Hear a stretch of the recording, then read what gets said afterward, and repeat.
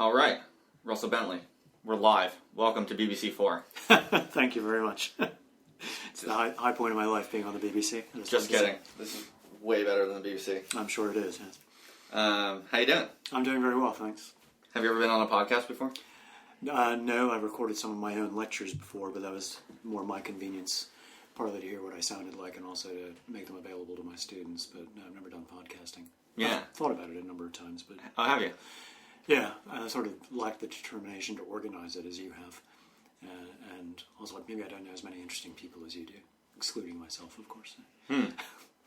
No, fair enough. I wouldn't say I have determination to organize. Like, I'm pretty disorganized, and on lots of things, I don't have I don't exactly have like a very powerful drive or effectiveness in terms of organizing things in general. I think it's more like this to me has become like a kind of intellectual and social like necessity. Right. I feel like I'm doing this out of like existential need. This is an act of desperation. Kind of, yeah. No, seriously, Right. kind of. It's like I feel like I'm grasping at my life and the world around me, trying to come up with anything that will allow me to like breathe Right. in some sense, like just intellectually and socially and interpersonally, in a way that is like satisfying and edifying, and like that cultivates the kind of like just everyday being that I want to have. It's like we were talking about downstairs earlier, that all these sorts of things to me are basically, they're like survival tactics. Like I feel like this podcast is a survival tactic, right, because I'm not convinced that if I just keep living how I'm supposed to keep living, sort of like normally, in the life that I have now assumed, it's not at all obvious to me that I will be able to maintain the kind of like just honest, serious, mature, intellectual independence and even just like baseline kind of like interpersonal, emotional, psychological health that I think a good human life should have. Uh-huh. Definitely don't give me any credit for like being well organized. You must be well organized, because your discipline, and your intellectual take on your discipline is very methodical. I mean, the kind of stuff that you do. I mean, correct me if I'm wrong, but I classify it as quantitative political science, and it has to be done in a particular way. And there are certain methodologies that have to be followed, and there's stuff you can't say. There are things you can't just decide to infer. So don't you have to be very organized in everything that you do, and the way you approach everything that's not in every aspect of your life, but certainly in every aspect of your professional life? Yeah, I see the point you're making, but it's not so much organization as, especially in sort of the more hard-nosed empirical political science, it's formulaic, to be honest. I mean, a lot of it is precisely because the rules are rigorous and external to the researcher, the basic sort of protocols of scientific method. Once you get that logic, then it's a matter of basically just being responsible to these sort of pressures and trade-offs that you're trying to balance. It's almost a kind of obedience, to logic, and obedience to sort of the protocols. Right. Which isn't, to me, in my mind, that's a different kind of cognitive task than organization. I mean, obviously, on some basic level, I'm like, I'm able to keep my life minimally organized as like an adult to function in, in the ways that I do. Yeah. I'm not, sure. But I'm not especially organized. Like, I guess all I'm really trying to say is that when you see me doing things like this podcast and these different kinds of like experiments or kind of projects that I get into, it's not primarily because I'm like a highly ordered personality and I'm able to like manage effectively a large number of tasks. It's literally. I mean, it's almost the opposite. It's like I am not able to handle all of the things I'm supposed to be doing right now, and I'm not. I don't feel like I'm actually surviving. I feel like I'm drowning basically in all of the sort of pressures and tasks that I'm supposed to be organizing in the different aspects of my life. So I'm like doing things like this podcast to create an opposite kind of space, basically. Right.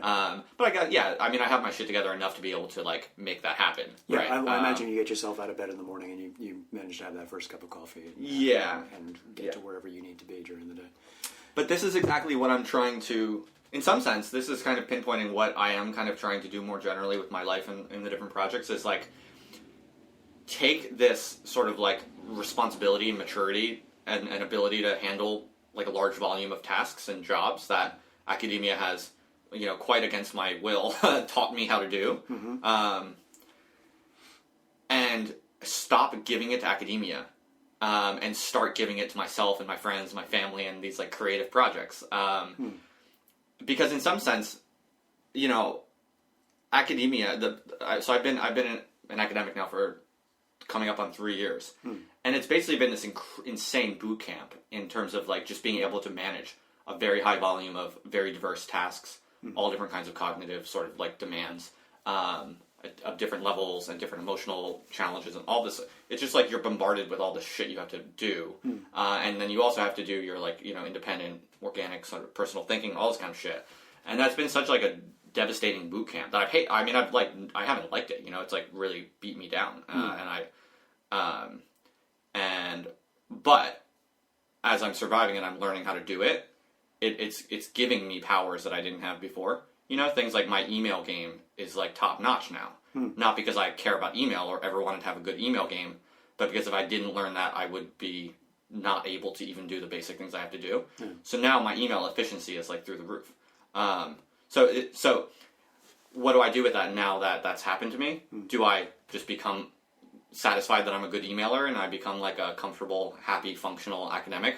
Or do I learn, do I figure out how to take these like efficiencies that I've been foisted on me almost, and learn how to repurpose them and sort of like do more dangerous things with them that I'm not supposed to be doing with them in some sense? I don't know if that makes any sense to me. It does. I've been doing this for considerably longer than 3 years, and I haven't gained any of those efficiencies. Really? And I think a lot of it is because I've resisted I've been angry about the need to have those efficiencies. So it's almost subconsciously I've made myself consistently bad at doing all the things that I need to be more efficient and organized. Interesting. It took me a long time to figure out something I should have known ages ago about putting together a meeting agenda or just running a meeting or being a member of a committee or organizing my email in such a way that you don't end up with, and this is an actual example, 1,100 emails in your inbox at the end of a 3-month period because mentally you didn't know how to process them so that you could actually do the things that you needed to do. So I mastered the art of kind of glancing at things that I needed to know something about and blagging the rest, but never actually learning the techniques for being an efficient organizer or a manager or whatever you want to call it of these things. And since this stuff takes up an awful lot of my day these days, I ended up probably over the past 3 years while you were learning it, learning a lot of tricks that I resisted learning for a very long time before that.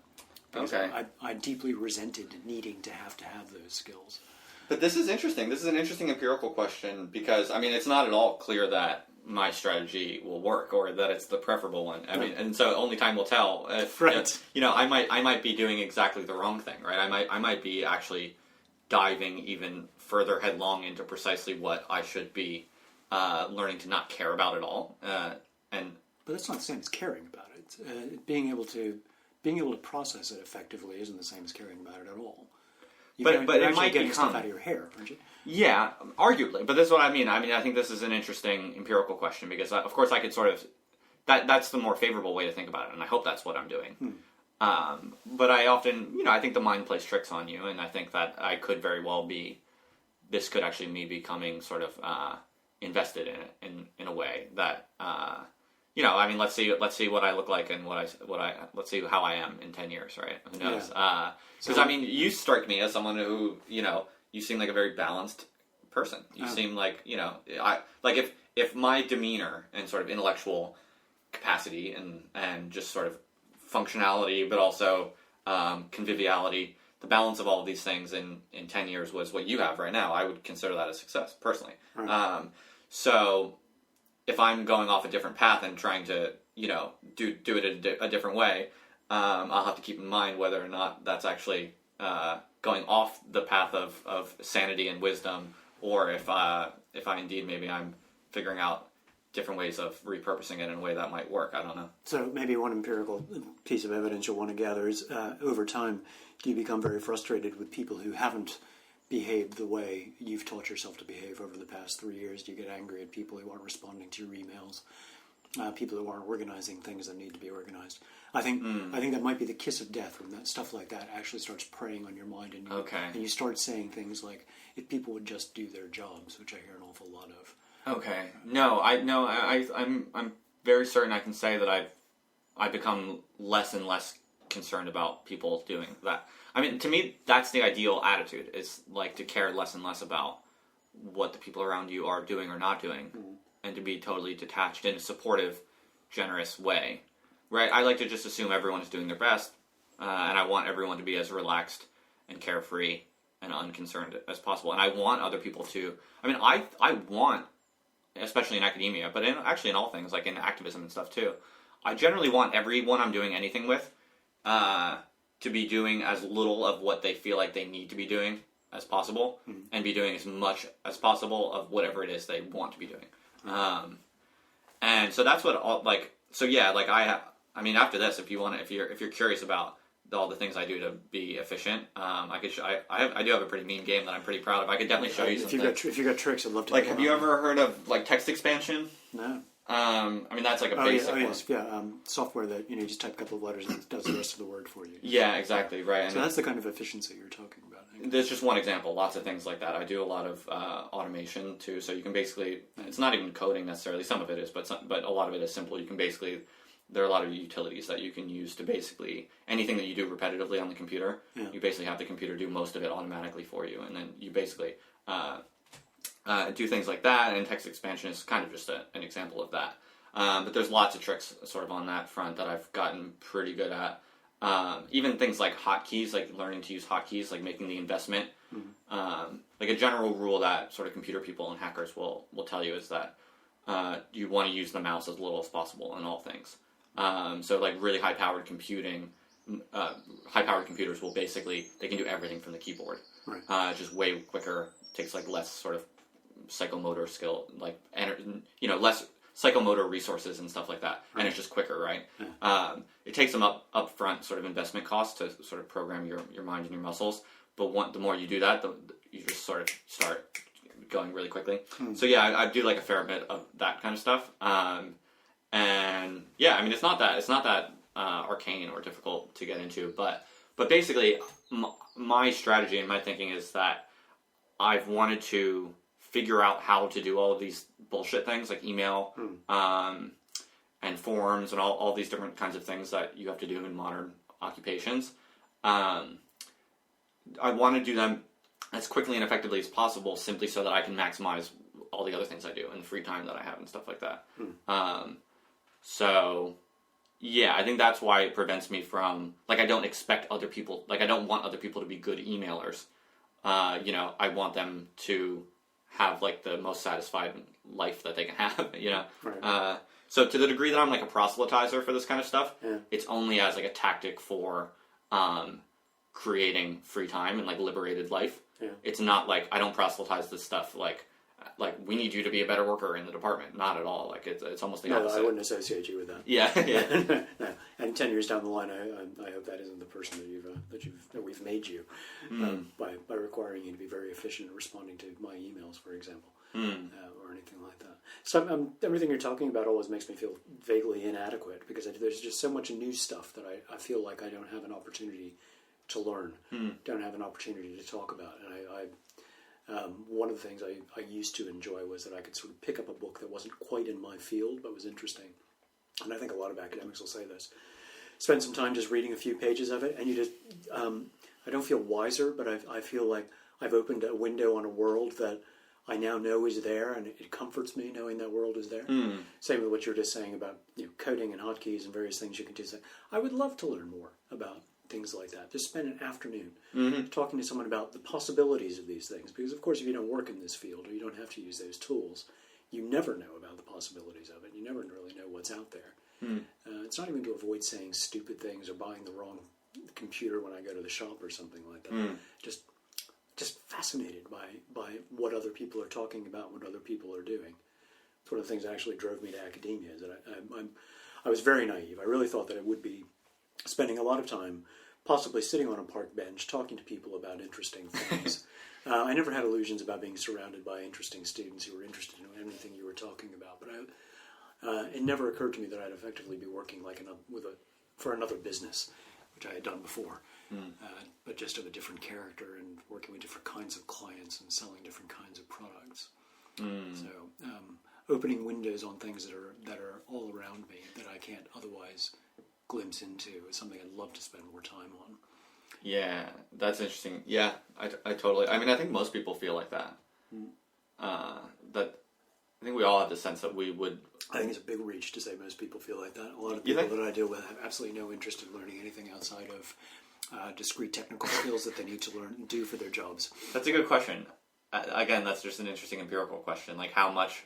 Because what I was going to say is I think most people, at least deep down somewhere inside of them, have a feeling that they just kind of... I think we all generally wish that our lives were a bit more expansive than they are, right? Yeah. I don't think anyone would decline to have a life that's more expensive than it is. I mean, if you gave them the option, I think they would choose a more expensive life. But it's interesting. If there are no costs attached to it. But it's interesting, though, because what you're kind of saying, though, or suggesting, and this sort of goes back to something we were also talking before the podcast, is that, actually, though, maybe there is actually a non-trivial amount of people who, even if given the opportunity for a more expansive life, would decline. Because it's basically... because in some sense it sort of threatens the delicate equilibrium that they've cultivated for themselves through all kinds of lies and repressed desires and perversions. Do you know what I mean? Yeah, I know exactly. So it's like, I actually do think there's a non-trivial amount of people who are at a point where they, I think sincerely, would decline a more fulfilled, expansive, liberated life because they're so all in on a certain set of habits and perspectives that currently make them able to function comfortably in the status quo, to the degree that liberation would be such an indictment of the way they're currently surviving and coping, that the gap between what they currently are and what they could become would actually be too painful for them. So that's really interesting, because I very often think that anytime you're doing something that I want to say non-conformist, it's not what's conventionally done, it's an attitude that's not conventionally had. A lot of the response you get to that, and I'm talking about you in particular, but me sometimes, you sometimes, anyone sometimes, is a resentment, because they see it as an indictment of what they've chosen to do and how they've chosen to live their lives. And so one of the concerns I have isn't that people would be comfortable carrying on with their life and they don't want it to be more expansive because they wouldn't experience it as more expansive. They'd actually feel it as quite stressful because of that indictment. But they turn around then and they want to deny you that expansiveness to your life. And the way things are organized, seems to me people like that always end up running things. And they make it impossible, or they increase those other things we were talking about earlier, the stress factors that make it impossible for you, me, other people to choose to shape their life in a different way, to include other things in it. And I find that really kind of common. I mean, common in the sense that it happens a lot. It's pervasive, if I can put it like that. It's effectively your actions are telling me that the way I live my life is wrong, and I will not tolerate that. And I find that very upsetting and impossible to battle, because of course it's the exact opposite of what's intended, not intending anything towards anyone else's life when I choose to live my life a particular way. So don't interpret any of my actions as a comment on you, and I wish you'd stop doing that because you're making my life very difficult by doing so, that kind of thing. Right. No, that's really prescient. I think that's totally right. And I think that's especially played out intergenerationally. Right? I think anyway, that one generation is basically constantly doing that at the society level to the next generation. Right. Because I think every generation feels indicted by any sort of changes that the next generation wants to make, Yeah. Because it's like, oh, well, if you want to live your life fundamentally different than us, then what are you saying, that we've been doing it wrong? What you think we've been inadequate or incomplete or bad people all of this time? Right. And rather than rather than acknowledge that, probably every generation could potentially get a little bit better by being critical of the preceding generation. And, as we get older, saying to ourselves, it's healthy and good and natural. I would hope that the younger people coming up see things wrong in how we've done things and indict us for it and choose to live differently. Instead of seeing that as like a healthy and productive progression of history, a lot of adults would rather shut it down. They would rather see the next generation, the younger generation coming up, that is, they would rather see them enter all of the bad habits of themselves, of the judging older generation, than experience the indictment and the feeling of, you know what? These kids are showing us that life could be lived better, and we just failed to do it. I think most people just don't want to feel that, and so they will do everything they can to basically ensure that everyone around them is as mediocre as they are. Yeah, so I think the entire national curriculum and everything that happens in schools is constructed around that very thought. I'm very much inclined to believe that universities are being pressured to structure everything we do around that, lest any student, God help us, an undergraduate, start having any radical ideas about how they might want to live their life. Right. So one of the techniques that's routinely used is to create something that I occasionally refer to as demandingness, which is driven by a kind of fear and the consumerization of higher education. So, give me what I need because I'm scared of not succeeding. I'm engaging in this life or death struggle with my peers to get graduate level jobs and to earn a decent income. And so you create constant anxiety so that you can never actually reflect on the problems you see around you, the unhappiness that you might be experiencing. And you then, I think, sorry, I'm just talking a lot of nonsense. Yeah. You start failing to recognize how many stress factors there are in your life, and you start behaving in exactly the way previous generation, I want to say rebelled against, but the idea of generational rebellion, I think, is open to some kind of testing. But stop questioning your elders, if you want to put it in that kind of generational divide. And we're going to make you stop questioning it by making you scared all the time. And I see that happening all the time in what's happening in higher education, at least in this country. I don't know about in the U.S., but we are structuring everything we do around terrifying our students about the future. Yeah, and it is this sort of will to enforce on the youth and the students all of the miseries and sufferings that we endured simply because we endured them.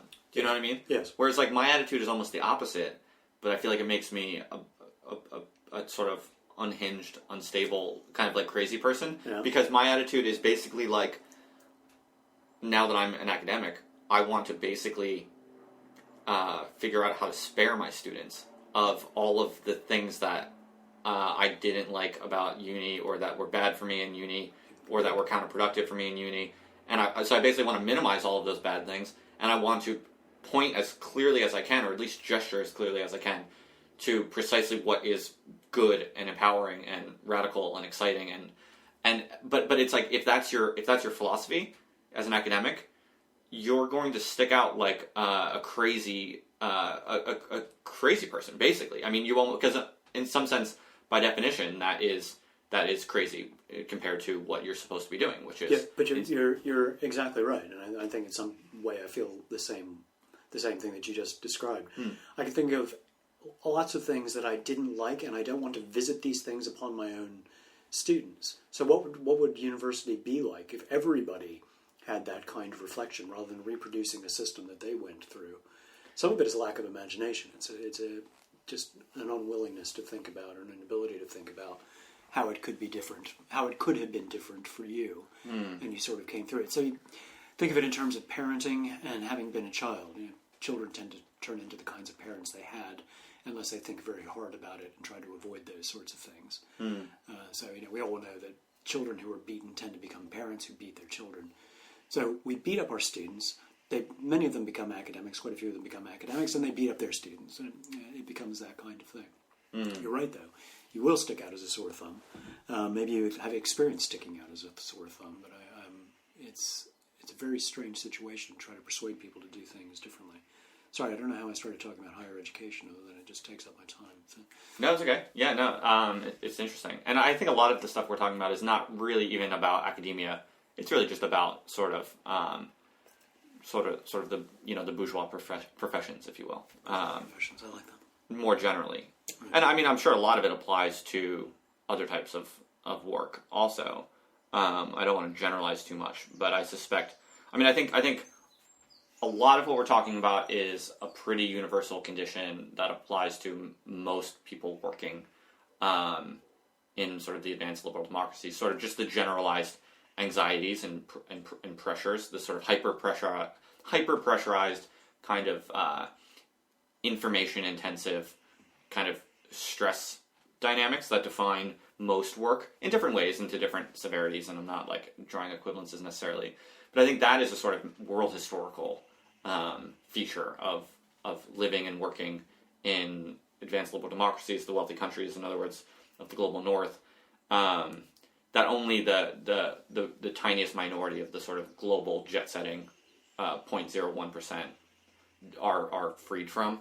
I think that's pretty generic and wide-ranging. But then I think there are these unique, weird things about different particular occupations. And I think academia has a lot of uniquely weird things about it. Not that it's uniquely bad or difficult, and there's nothing worse than the infamous sort of the complaining academic, right? Because we have like pretty relatively privileged jobs, and it's relatively on some level we have very little to complain about relative to others. But it is precisely that image, that sort of the mythological perspective or perception of what academia is, that makes it so weird and kind of uniquely violent for the people within it. Because it's precisely that we all imagine we have this like relatively cushy, relatively privileged kind of job and place in society.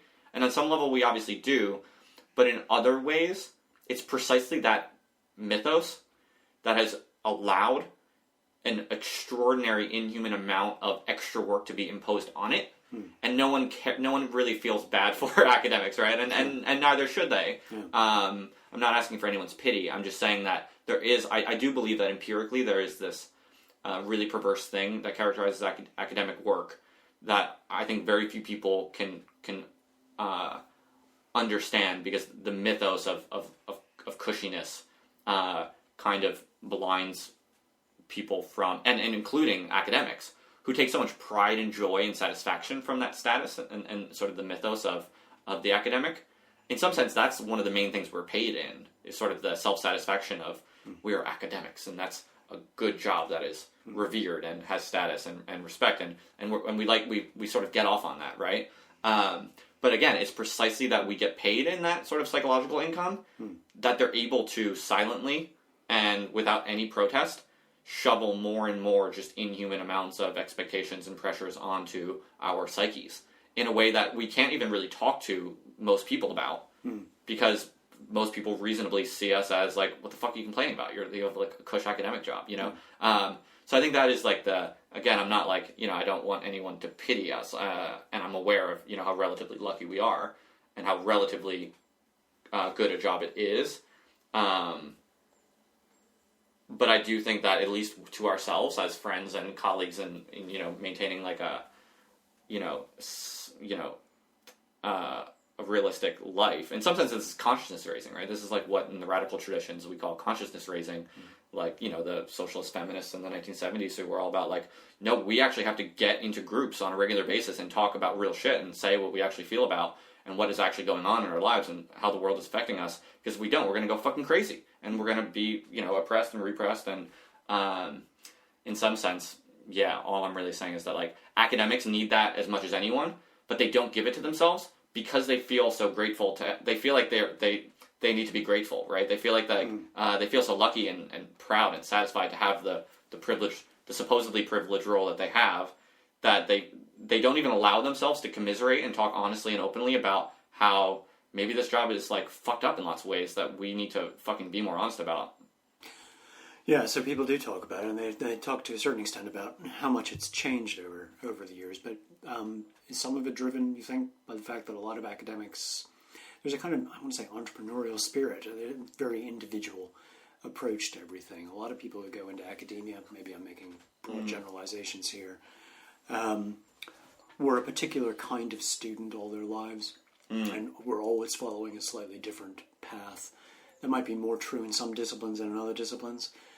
So the idea of getting in groups and raising consciousness, I'm well aware of what that phenomenon would mean if academics sat down and actually talked to each other. It would be explosive in some cases, because a lot of people are actually suffering in silence. They don't realize that other people are actually going through precisely the same thing, as much as we talk about the burgeoning workload.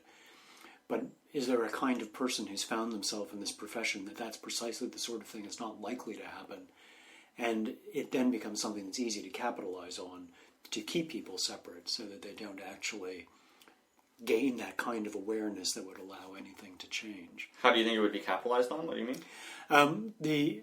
By constantly flattering academics that they are special people and we understand that things are changing. And this is what you actually get from university management. It isn't a failure to recognize how much crap is being dumped on us that didn't used to be dumped on us. It's a recognition, an explicit recognition that it's being dumped on us. And we're still trying to preserve that space that makes you, the academic, that special kind of thing, that respected professional, the bourgeois professional doing whatever it is that one does as an academic, whatever that would classify one as an academic. So you get this continuous stream of flattery, reinforcement, that everything you think about yourself is actually true. Nonetheless, we're going to keep dumping all this stuff on you because we, as an institution, don't have an alternative. We can't do it any other way ourselves. And who shall we blame for that? Well, we blame some societal factors, which are not the sorts of things university management actually talks about. Government regulation, which they do talk about quite a lot. They occasionally will talk about the way the world is or what our students expect these days. But they reinforce that self-image that academics have, and it becomes a way of capitalizing on that self-perception to get academics to do more. Yeah, definitely. Yeah, there's definitely a fucked up sort of moral economy. Yes. Especially, or also how, since so much of it is sort of implicitly teamwork, especially just sort of the everyday chores of making departments function, you're sort of held hostage to your friends and colleagues, right? The coworkers that you're friends with. Yeah. If you don't want to fuck them over, you have to pick up your share of the inhuman labor load, right? And so we're sort of played off each other in some sense. Right. And we like to think of ourselves as conscientious, conscientious people and good team players. Not free riders. Yes. And it's actually the really perverse irony of it is that it actually leads us to become kind of silently more violent to each other, in the sense that when I experience the workload as something that I have to do as an ethical and sort of moral obligation to my colleagues, because if I don't do my fair share, then they're going to be left in the lurch or whatever. In rising to that challenge to be a good person and a good team player, what I'm actually doing is shoring up the legitimacy of precisely that expectation of being able to do that workload.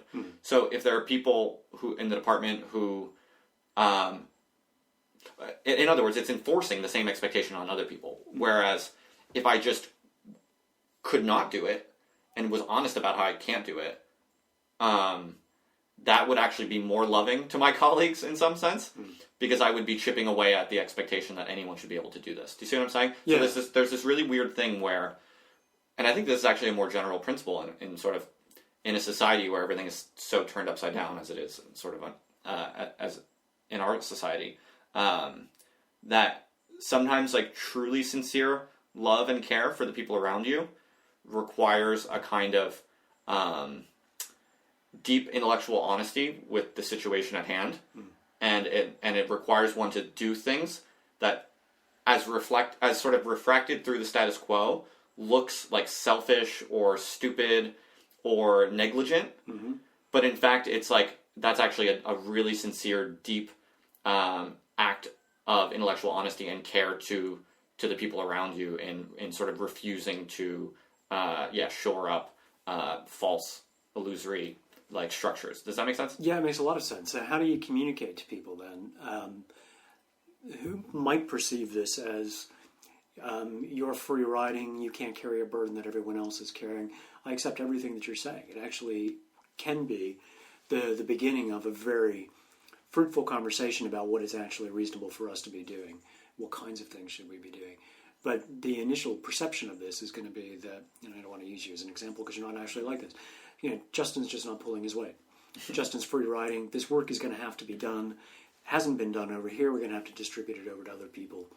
And instead of experiencing that as a profound kind of love and care right. For your colleagues, it's experienced as you said, selfishness. So how do you break through that barrier so that all the colleagues down our corridor see, hey, actually he's saying something about what I should be thinking as well. And we should be having a conversation about that, not about the work that needs to be done. Right. I think that's a really good question. And to me, the answer to that, how do you do that? It's building a culture, and all of us in our own little ways, at our own paces, that people feel comfortable with, taking risks in contributing to the public culture in ways that sort of reverse the values.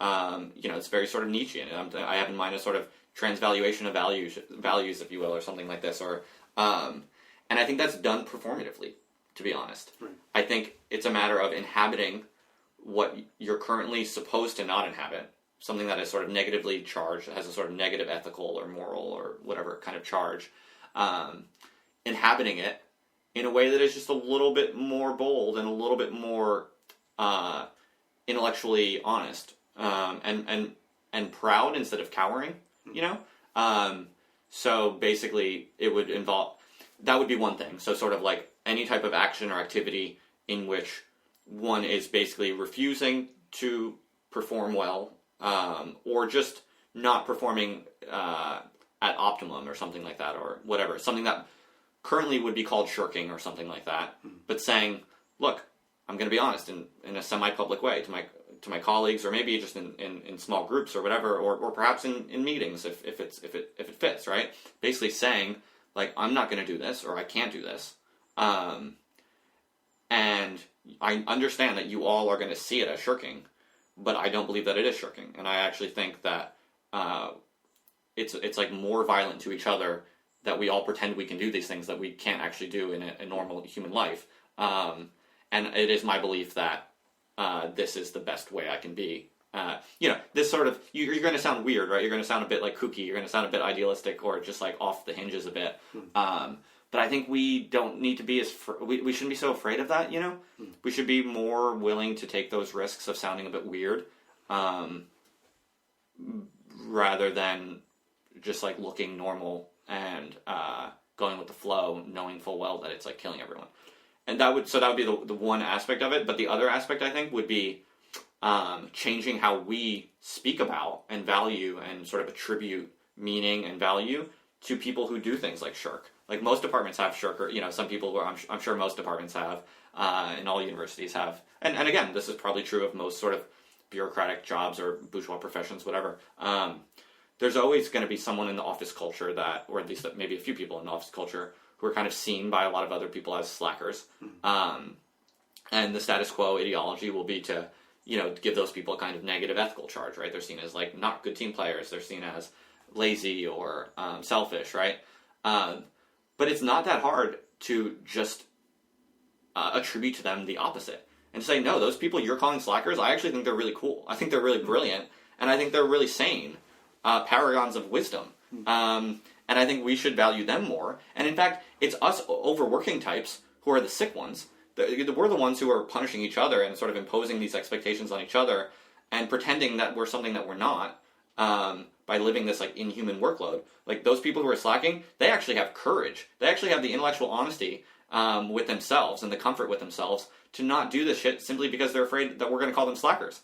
And I mean, I do kind of actually say this in a little bit in the experiences I have with people in academia, that the people I actually tend to admire, and I'm interested in and like, and who I think are cool, and who I actually think are good people, and who I want to, and good intellectuals in some sense, and who I want to value in a public and honest, open way, tend to be, there's some correlation there with people who are seen to be as slackers, who are not like performing at a high quantitative level in terms of outputs or whatever it might be. Do you know what I mean? So that's to me how culture has changed. That's sort of the politics of that's to me kind of an example of kind of the radical politics of mass culture change. It's basically like inverting how you behave and inverting how you attribute value and meaning and significance to the people around you in almost by definition the opposite way that the status quo does.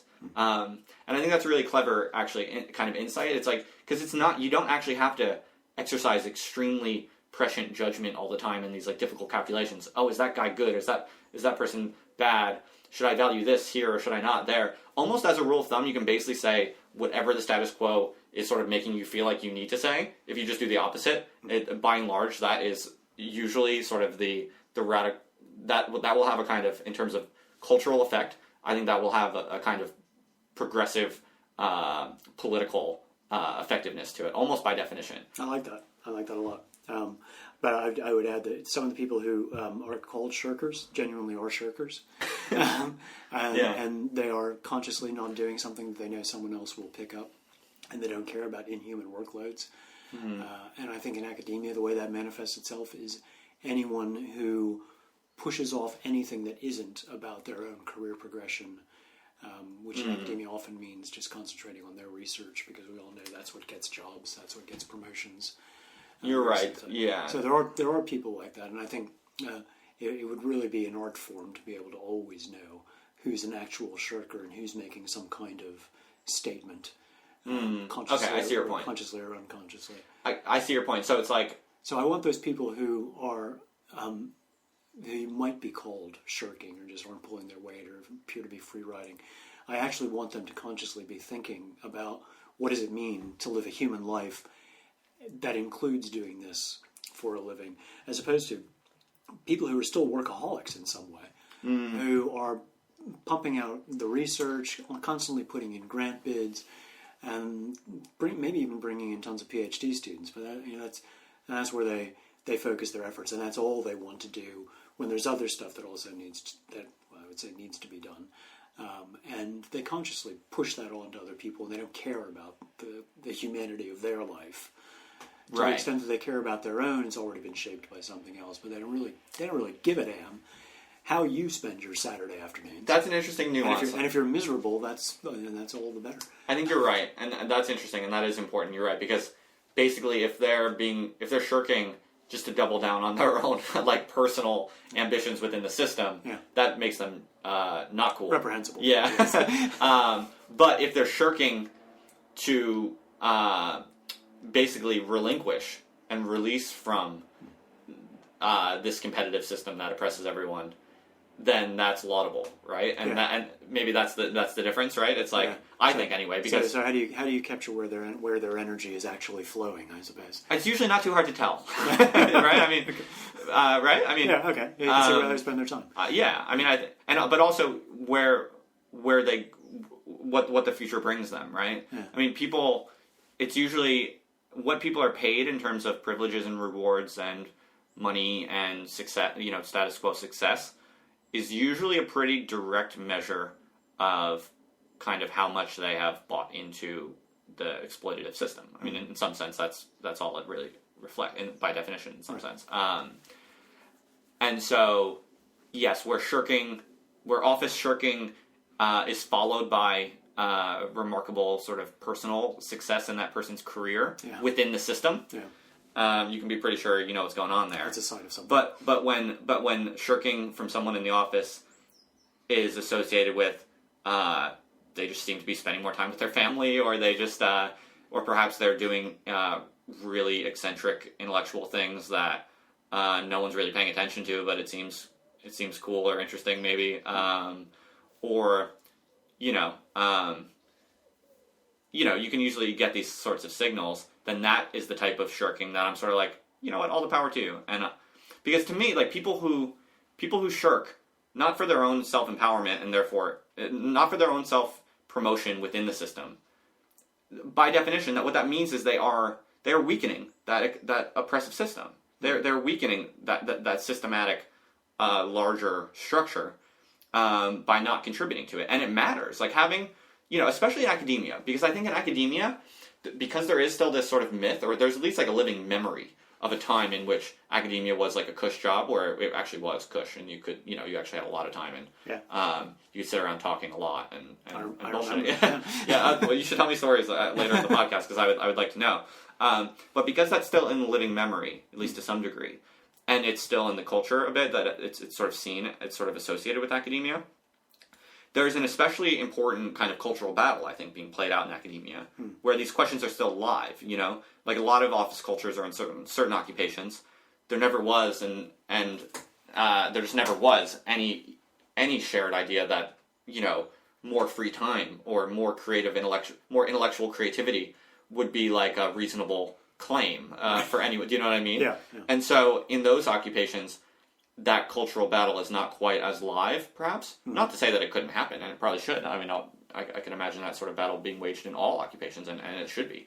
But in academia, it's sort of it's an especially salient cultural battle, I think, because there are still some footholds in sort of the older styles of thinking about academia and what that lifestyle entails.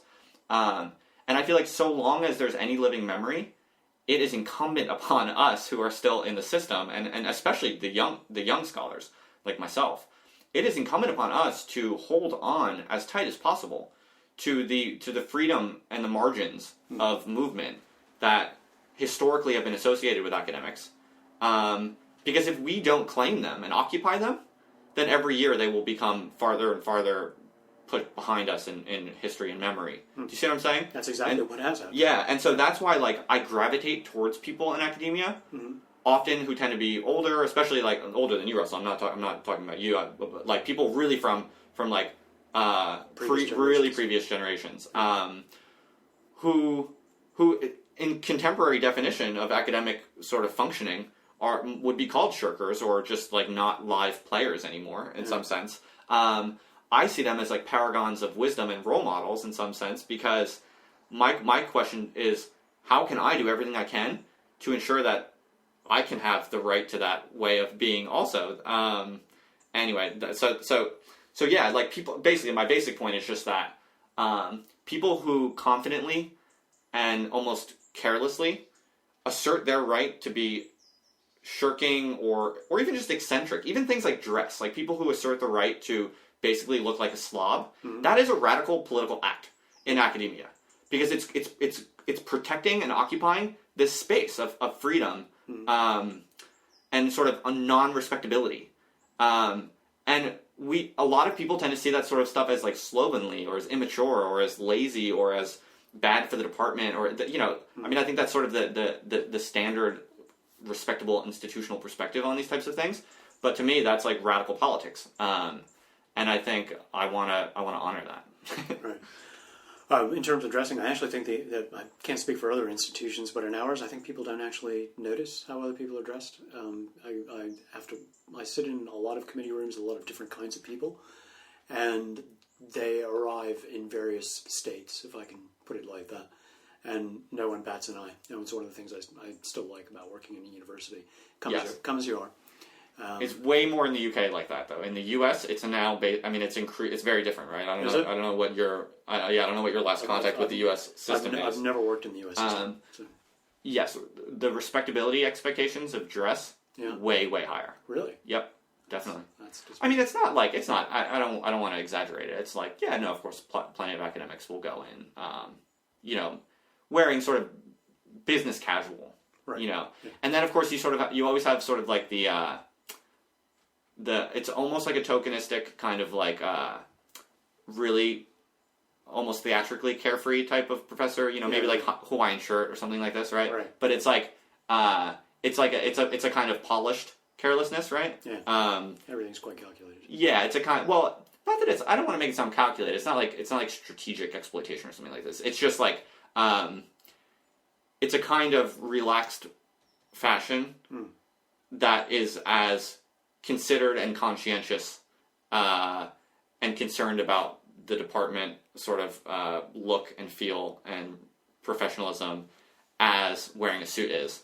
It's just it's like the form of informality that is precisely reserved within a system of increasingly formal expectations. So companies that have dress down Friday rules have very precise dress codes about what dress down Friday will permit, and it's business casual. It's never jeans. It's never trainers. Open collar shirts, but no t-shirts, no polo shirts, things like that. So I'm looking at it from how men would dress. So it's always quite precise like that. So I understand exactly what you're saying. It's just we don't have a rule for it. We just have people who behave that way. Sorry, something I was thinking about earlier when you're talking about culture and how things change and how people are. I've been in this country long enough to have seen the ref transform from what was once the research assessment exercise, the RAE, and the older generation, what is now the older generation. These are the people who are saying, "Look, let's play this game. The government has imposed this on us, so we're going to have to go through this in order to get any kind of research funding. But it can't last. I mean, it's just unsustainable that this kind of thing carry on." And for them, of course, that was exactly true. But what they didn't notice is that the rising generation of people who entered PhD programs internalized what was the framework within which everything was taking place, which was about producing research outputs at a given schedule so that you had a certain amount by the time you got to this deadline. And they did their PhDs under that. And that was the expectation when they got their next job, their first job. And so they did it for their job. And they had PhD students, and they educated them to think the same way. And lo and behold, it didn't take more than a decade, maybe a decade and a half, before that was just the culture of the academy. That everyone produces piecework, everyone works to some kind of schedule you're creative in these intervals, and you do everything else we want you to do in the other intervals, but you can do it, and it ends up shaping the kind of research that people do. But everyone who ever says, this isn't going to last, this can't work, all they need to do is look at how that actually materialized for the ref.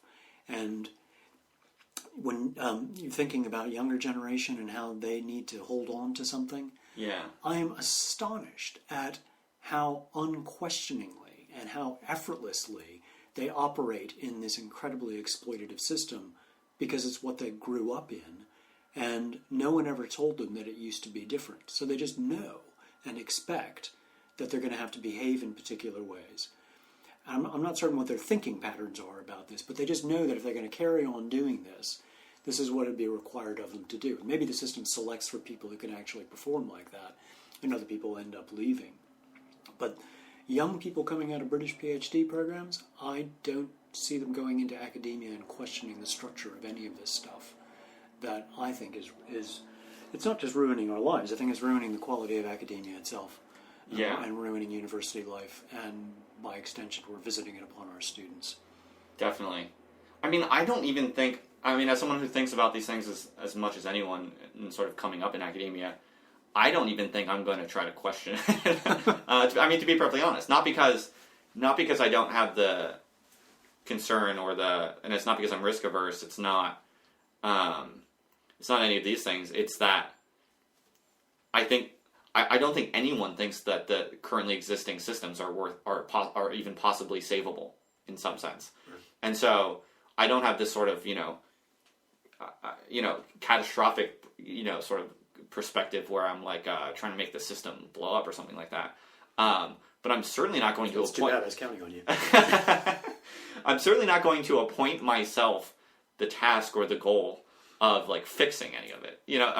I think anyone who gets that into their head is definitely crazy, probably and probably like a psychopath or like at least a masochist of some kind.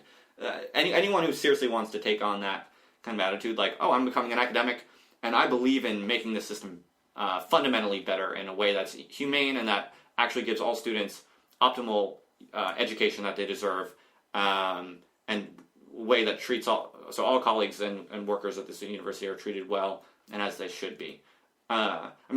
If anyone comes in academia with that sort of goal or attitude or vision, you can't survive. You won't survive. The cognitive dissonance would be so severe. And to be honest, I think that happens to people. And that's why they leave academia, or they look like people will say that they couldn't hack it, right? That they couldn't do it. they just couldn't handle it. Like, these are the kinds of condescending judgments that will be made of a wide variety of people who actually are just too sane and too honest to be able to even participate in it in some sense. Right.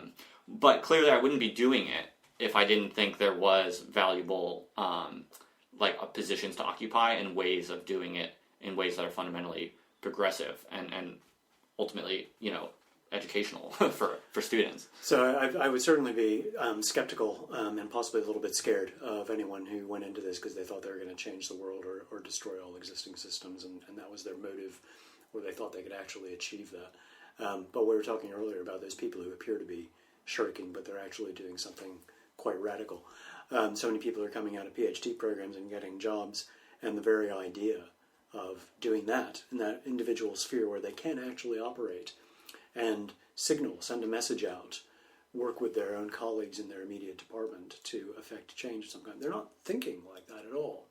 And I find that quite worrying because there's so much opportunity to think about that before you actually get a job, that having a job squeezes out of you. It seems that it's squeezing out of people before they even get into the academic profession. Right. Which I strongly advise most anyone who's thinking about it not to do. He'll be rewarded amply for going out and getting a proper job that pays a lot of money. I think that academia can still be made a decent job. I just think it requires extraordinary sort of personal honesty and detachment and a willingness to fight significant cognitive and emotional battles with oneself and with the institutions around one. And so I think that this is how having an academic position for me has basically now become an intellectual puzzle, and that's been the only way that I to be perfectly honest with you, I haven't been happy. I just, for most of the time in my life as an academic in the past 3 years, I've very few days would be able to say I am happy with my life. For the most part, it's just not what I thought it would be like, and it's just not. It's not what I had in the plans. So I could go into much detail on that, but I won't. The reason I'm saying that is just that the reason I still believe in this and I still want to try to make this work as a life position is one. It's the obvious one that I still do believe that I can have some sort of minimal effect on students in a way that is helpful for them and productive for them and politically and socially meaningful for society at large. But as that possibility and that sort of efficacy is itself increasingly strangled by institutional dynamics. My real sort of saving grace or some kind of investment in the occupation of an academic in our contemporary society is more that I feel like I have a uniquely privileged and blessed kind of perspective or placement simply to understand precisely what has happened to this position in some sense. Right. And if I can just figure that out, if I can just figure out why this is not as satisfying and happy as I thought it would be, if I can figure out why that is, how that's happened, and also figure out actionable techniques of kind of micro-political transformations, both on myself and with people around me, that could actually effectively, in a sustainable way, but in a radical way, subvert the bad things in a way that is also kind of psychologically sustainable for me and actually increases my own kind of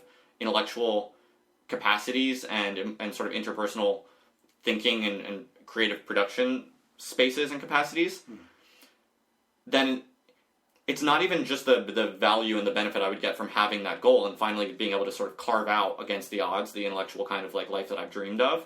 Obviously, that would be one of the driving goals. But much more important and politically significant would be learning how to actually produce that out of a state of increasing alienation and anxiety and confusion. And do you know what I mean? Yeah. So I basically become interested in how to live as the political question that I'm interested in some sense. And that might sound just totally crazy and hopelessly diffuse, but I'm really now I've turned this confusing, pretty depressing, totally overstressed, shitty few years, the past 3 years, into an entirely new platform of living and thinking that I don't even know if any of that even made sense, but all I can say, and I can testify, is that it's working for me now. And now I feel like I'm on a good tip where through things like this podcast and through things like just thinking through these things and having these conversations with people, I see many openings for like the kind of life that I actually do believe in. And yeah, that's cool. No, that made a lot of sense. It's actually really interesting, and I think I've never heard it expressed like that, but I think I endorse just everything that you said. I don't want to pry into your past, but did you always imagine that you were going to become an academic, or at what point did you realize that was the direction? Yeah, I don't mind you prying at all. Please do. I think like my first serious kind of recognition in myself that I had, that like the intellectual dimensions of life were suited for me was in high school. In like the second half of high school, most of my life I was like a punk ass kid and was really badly behaved in school. Always did. I was clever enough to get like minimally passing marks basically my entire educational career up until like high school. And even high school, I basically did the least I could possibly get away with to get like just high enough marks to get into like a decent university, because I knew I needed to go to university to like get the fuck out of my like hometown. But I was never like invested in intellectual stuff, and certainly not school ever, like my entire life basically. And then in high school, in the second half of high school, reading became like a significant part of my life in like a deep way. In a kind of escapist way, like I would, for different reasons, I didn't really like being at my house very much. Not very bad reasons. My parents were good people. They never hurt us or anything like that. They were very good people, and did a lot for us, and I love them. I'm grateful to them. Just like the household situation, I just was a sort of restless, unhappy, ungrateful little bastard. So I never liked being home, and so I would like go to like a fucking Starbucks and like read, like basically all the free time I had, I would like do that. And that was my first serious reckoning with like, just like, I just remember thinking like, this is basically the highest this is like the highest I've ever felt as like a just human being. Like this is like the highest level I've ever accessed. Just like calm, quiet time with like a book. Like hard, challenging books. I was like reading philosophy and getting into philosophy and stuff like that.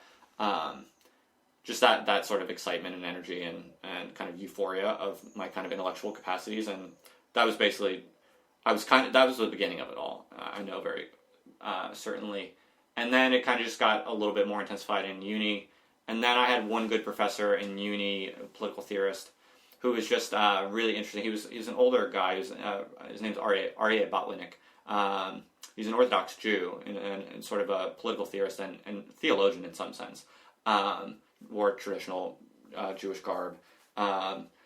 Really, really incredibly brilliant guy.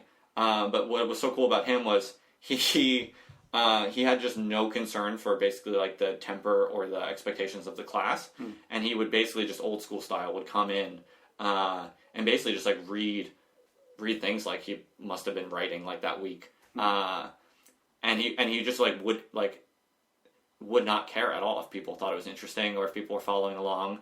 He would just go as intensely as he could, saying the stuff he thought it was interesting, reading off his lectures basically, and then would pack up and would leave. I mean, he was like nice. He'd like entertain questions or whatever. But I think what so attracted me to him, and he kind of became like a mentor figure to me, and I sort of took all of his classes, and he liked me and supported me. And what drew me to him was that he just how he didn't give a fuck. Like he was obsessed with his ideas and what he thought was interesting, and he knew what he thought was interesting, and he would just come in and he would say it, and just that like incredible just detachment from reality. Really, I mean, it's like something that some people criticize academics for, but to me, it's like it's so powerful and beautiful and cool and progressive and inspiring, and like that's the way I want to live. Like that's like so. I think he was the first to kind of make me see like that the intellectual life was for me. Like that was like that was like how I wanted to live. Like I wanted to go fucking crazy deep off the hinges into ideas, become really brilliant to the point that like I couldn't even understand or care about the people around me in some sense. I was just like content and happy sort of exploring my ideas. No escapism in that. No, yeah, that's a fair critique, I'm sure. But anyway, I'm sorry this is a very long answer. No, I don't want to make you regret asking me questions. Autobiography interests me. Yeah, and you're, of course, more than welcome to have the longest spiels you want. That's what the podcast is all about. But, so he was the one who basically, it was my experience with him and his classes that I was like, all right, fuck it, I'm going to try to do this. And it was also because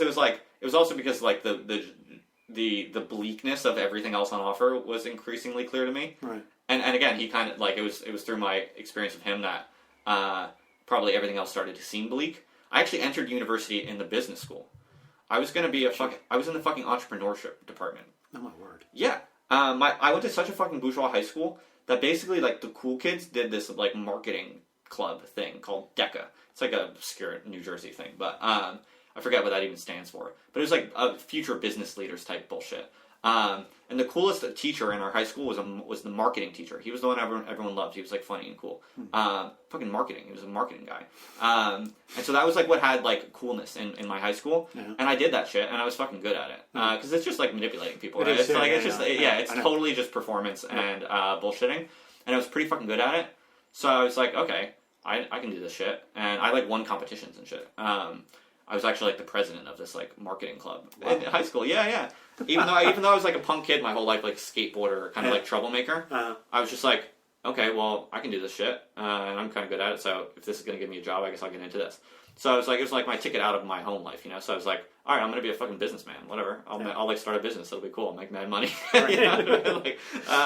So I went to Temple University to study entrepreneurship in the business school there, which is actually a pretty good business school. Then I just took some of these political theory classes by accident.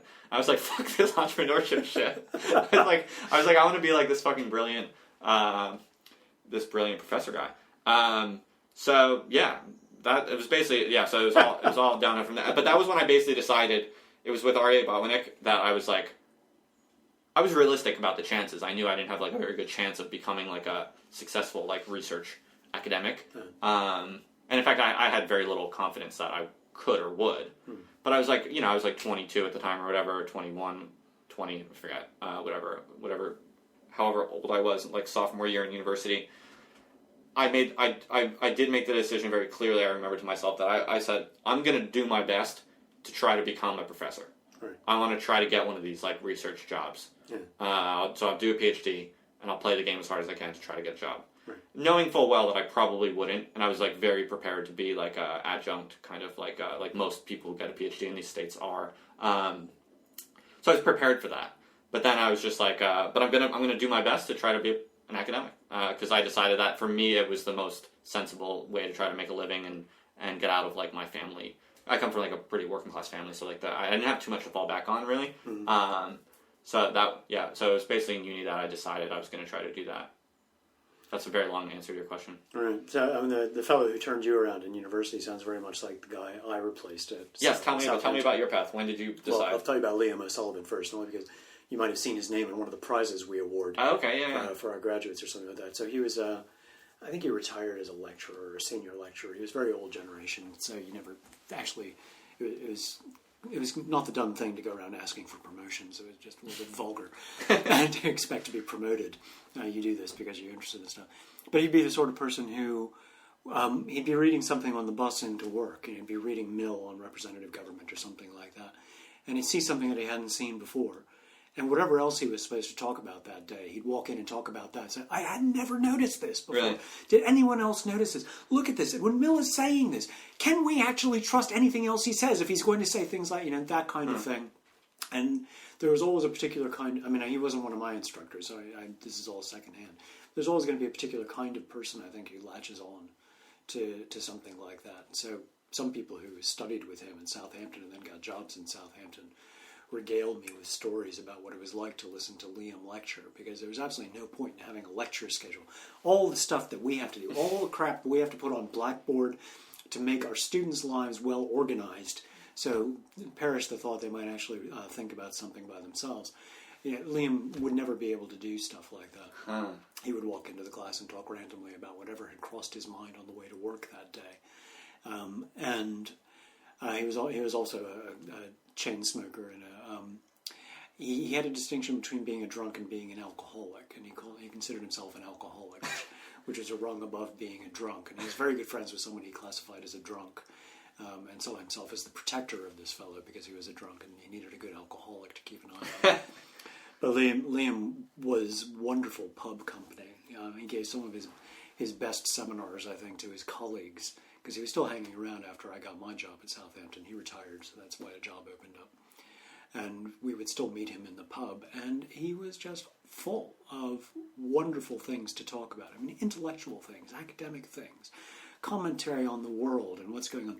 The kinds of things you're doing with podcasts, oh my God, if he was still alive, I would insist that you spend 2 hours, 2 days, 2 weeks talking to Liam. He would always have something interesting to say and something interesting to... I love people who can just fucking rifle off shit. Yeah. You know? And yeah.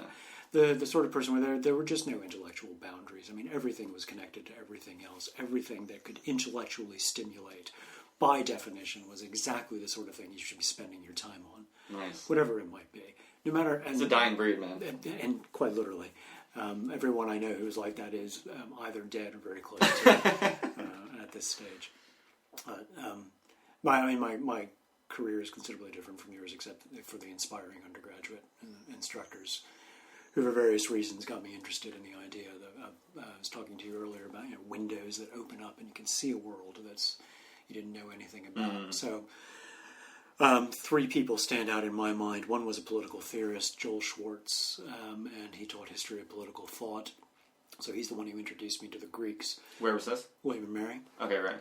So, I used to debate against kids at William and Mary. They had a good debate program. Did they? Yeah. Well, I wasn't involved in it. Anyway, I participated in their International Relations Club. I think that was the extent of my involvement in community life. So, questions about how to live one's life. Joel introduced me to that, and always made it seem like it should be the question you should always be asking. But I also did a major in economics, so my economics professor, Bruce Roberts, who was the only person who didn't teach neoclassical economics, he taught Marxism, and so he taught us about Marxian economics. He taught us about post-Keynesian economics or neo-Ricardian economics. And then a history professor named Professor Sherman. I cannot for the life of me remember his first name. But these, again, very worldly people, the sort of people who could just converse knowledgeably about a lot of interesting things, some of it quite focused on their own discipline, but they had, I want to say, a panoptic vision of how things should be. And they were mesmerizing to listen to. And you just kind of wanted to be in their company. Yeah, so totally. It always came out of the classes and out of any conversation with them feeling really charged with just the importance of ideas, and the importance of being able to talk about them and think about them in any context with anyone who is willing to participate with you. Yeah, that's awesome. That's a beautiful thing. I feel, and I think that something that's interesting and difficult about academia is I think a lot of that is sort of earned through time, because I think there's a certain comfort with speaking at length that you kind of only get after a certain amount of seniority, for better or worse, because some would say that that's a kind of shitty entitlement of older folks who think that they can just sort of hold forth on things and dominate a conversation. Some people stigmatize that kind of thing, but I think it's great. I think it's cool, and I think everyone should be encouraged to do it more. And I think but it's difficult when you're a young scholar or a young academic. Because, what the fuck right do you have to, speak at length to your colleagues or to anyone, really? It's what the fuck do you know? But that's why I've had to do things like make this podcast. So seriously, do you feel that way? Because I would discourage you from feeling that way. Well, I feel I definitely don't feel... You don't feel entitled to be the lecturer in the room, as it were. I don't feel entitled to hold forth on what I think about anything in almost any space. Not because there's bad people or bad institutions per se. It's not that the University of Southampton is worse than any other institution. It's just, and it's not that I have bad, shitty friends or anything like that. It's just that our culture has become so sterilized and sort of strangled by such a wide diversity of kind of instrumental concerns that the very phenomenon of someone with a lot of thoughts, with the interest and the energy to articulate a few of them in a row, is so weird that different groups of people, for different reasons, just have very powerful ways of discouraging it and preventing it from happening. Right. And so, that's why I've had to do things like make this podcast to give myself a fucking platform to like say all the crazy shit I think. And no, but it's also like this is like one of the reasons I love my partner Aria, and one of the reasons like we're partners is because she's like always let me hold forth. Like, you know, I mean she's not, you know, I'm sure she gets like frustrated or impatient with me sometimes, but she's a good listener. She basically doesn't have a problem with me like I like to speak in paragraphs, like in general.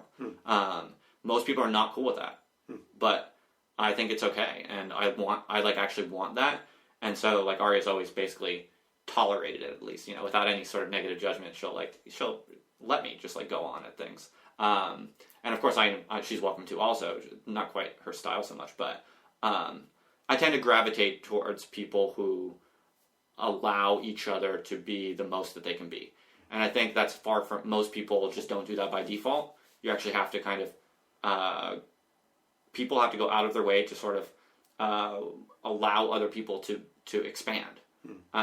But most types of like expansion, but like personal expansion of any kind, tends to look like things that we call bad, things that we call like selfish or self-obsessed or self-absorbed or neurotic or dominating, right? Or like so our cultures today have all the different kinds of cultures in our society, and when I say like our society, I'm talking about sort of, you know, global northern country, wealthy countries, right?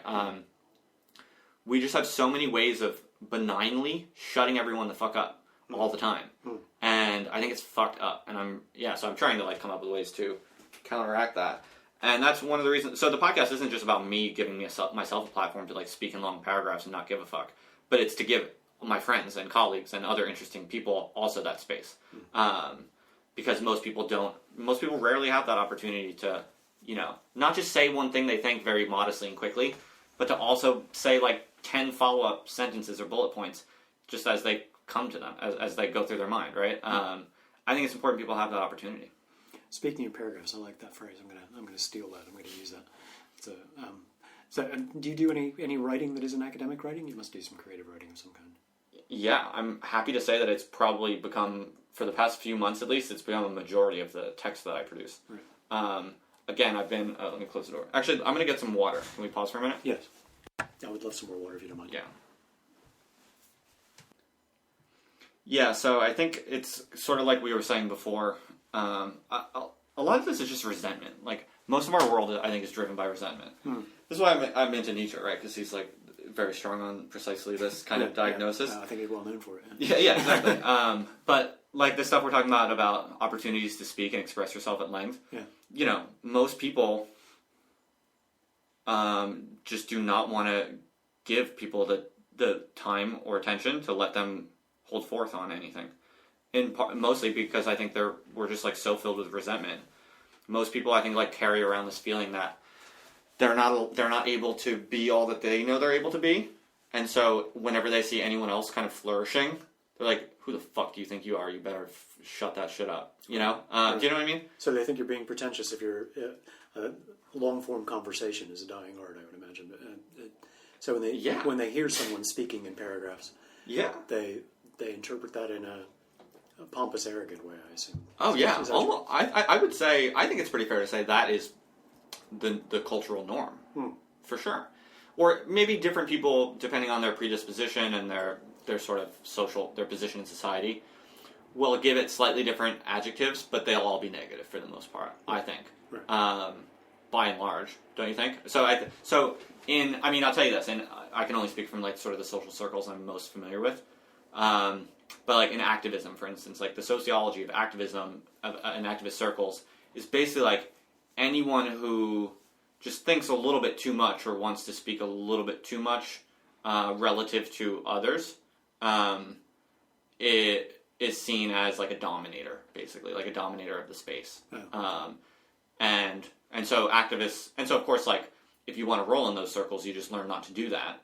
And so I'm like, you know, able to do that. I have like self-control, and I don't need to like hear myself speak, you know. So I can get along well and fine in circles where, you know, everyone is just expected to speak a little bit and take turns saying like very short thoughts. So I can do that.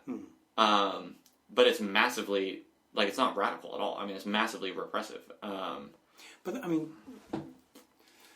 these aren't misplaced concerns. I mean, when you think about the history of rhetoric, those who can withhold for an extended period of time, they either wear down their opposition or they're just actually they have a greater opportunity to persuade.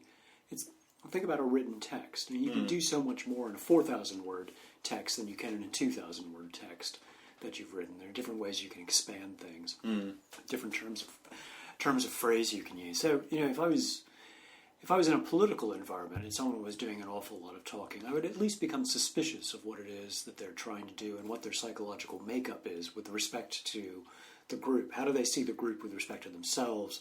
Are they actually trying to become someone who's more important than anyone else? And I'd be very conscious of someone who might then try to hijack whatever this group had assembled to do just by being the most vocal person in the room. For sure. The person who doesn't mind speaking in endless paragraphs. And what are they thinking when they do that? I'm very much of the view that long-form conversation is practically a dead art at the moment. But I wouldn't say I'm always resentful of people who will hold forth for a long period of time or speak in longer than short sentences.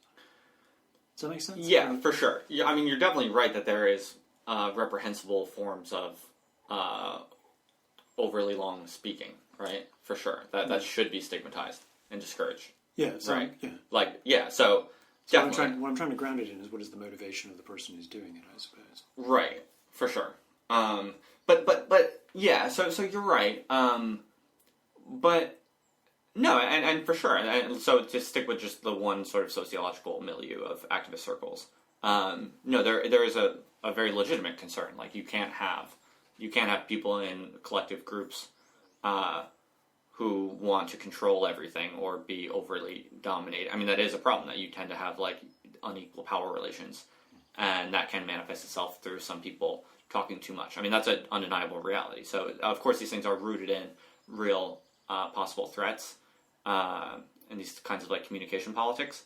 But like all things in sort of psychological interpersonal dynamics, the reasonable bases become really entwined with things like resentment and sort of the mutilation of each other for like opaque, disingenuous, and like collectively suicidal reasons. Do you know what I mean? No, really. I mean, but this is just like Freud and Nietzsche and this whole sort of tradition of critical psychology.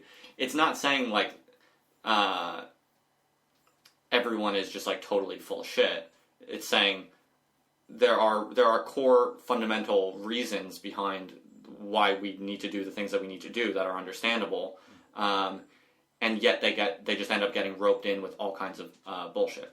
At least that's one way to summarize it, or the way I see it. So with activism, for instance, the very reasonable concern about people not dominating a group or a conversation becomes also a kind of generalized allergy to anything that's too intense, or anything that's too, the possibility that one person in a group is kind of becoming something that they weren't the day before. Mm-hmm. Well, we can't have any of that because that looks a little bit too much like demagoguery or like dangerous charismatic manipulation type. Do you know what I mean? Yeah. So again, very reasonable sort of bases for concern or hesitation become the weapon whereby resentful individuals will ensure that no one around them become anything greater than they already are. Right. And that's how I see this sort of stuff around. Just to take as one example, the habit of speaking at length, actually just sort of expounding, and not just saying what you think quickly and modestly as if you don't want anyone to understand it, but saying what you think and then actually kind of riffing a little bit because you're passionate about it, but also because it's a complicated idea maybe, and there needs to be a few additional bullet points to actually say that one thing that you're trying to say, and to do it with a certain intensity and energy. And kind of vivaciousness that is necessary to actually do the one simple, modest thing that you're trying to do in that moment. Do you know what I mean? Mm-hmm. And so it's like, I think a lot of people are basically, for different reasons, in activist circles, there's a certain psychology and a certain sort of vocabulary whereby this sort of stuff is repressed. But then in other milieus, it's basically the same phenomenon, but with different vocabularies and different sort of reasonable sort of pretexts that are then manipulated. So even just in regular conversation, like, so I'm friends with a lot of sort of, 20-somethings, 30-somethings in Southampton. It's a pretty good, like, little social set here, actually, that I'm very grateful for. A lot of nice people, and I spend some time with people and have drinks with people and stuff. All different sort of, states of life and jobs or non-jobs and whatever it might be. And I enjoy my interactions with all the cool people around in Southampton.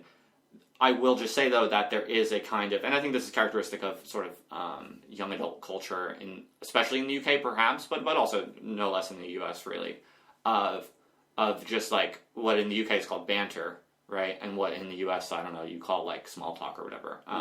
Here, like in the UK, like banter it's almost like a fine art of small talk in some sort, or like joking. I guess it's qualitatively different a little bit. I've never quite understood what it means, but well, in the UK, it seems like bantering is a kind of specific practice where like you sit around with your mates and you kind of take turns, somewhat theatrically, like making jokes and making fun and bullshitting. Okay. So it's like self-consciously meaningless.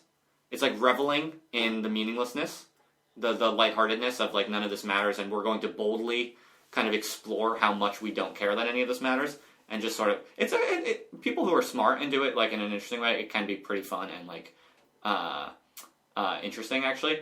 But for the most part, it's just a culture of like anything too serious is seen as like a downer and as you're not playing along, mate. And so that kind of anyway. So there's that kind of culture, but just even generally, not even like in the hardcore banter, proper kind of like banter dynamics, just like basic kind of like pub conversation among 20s and 30-somethings, whatever, in the States and in the UK. There's just like a basic expectation that like you don't get too smart, like if you get too smart, that's just called pretentious, basically. If you try to go too high with like your thinking, you're just a pretentious twat, right? Well, you wouldn't say that in the U.S., but no, you wouldn't. That's somehow acceptable. Yeah, it's part of banter, I believe. Yeah. And so again, it's nothing it's considered impolite, is it? Yeah. Oh, absolutely. Well, to be honest, like it's not even that it's like cool. It's not even that like people will shame you necessarily. I mean, some might, but it's more like people are negatively affected by it. And again, because I think it's like people interpret it as a challenge.